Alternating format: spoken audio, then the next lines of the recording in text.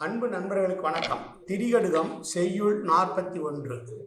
எது அறங்களுக்குள் சிறந்தவை என்பதை 3 குணங்களால் விவரிக்கிறார் இந்த செய்யுளில்.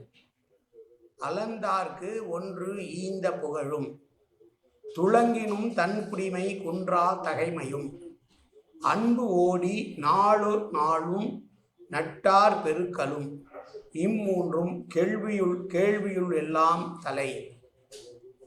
அலந்தார் என்றால் துன்பப்படுபவர்களுக்கு கொடுத்து மகிழ்வது.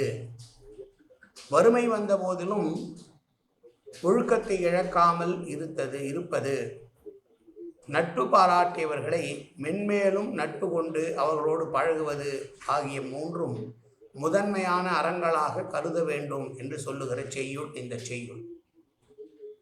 வறுமையில் ஒருவன் வாடுகிறான் என்றால் அவனுக்கு கொடுத்து உதவி செய்து அவனுடைய வாழ்க்கை தரத்தை உயர்த்துவது என்பது நல்ல குணம். அது ஒரு நல்ல அறம். வறுமை வந்த போதிலும் தன்னுடைய குடியின் பெருமையை காக்கிற முறையிலே ஒழுக்கத்தோடு இழுக்கில்லாமல் வாழ்வதும் மற்றொரு அறம். நட்பு செய்தவர்களோடு நட்பு பாராட்டி மேன்மேலும் நட்பை வளர்த்து கொள்வதும் மற்றொரு அறம் என்று சொன்ன செய்யுள் இந்த செய்யுள். மீண்டும் செய்யுளை பார்ப்போம்.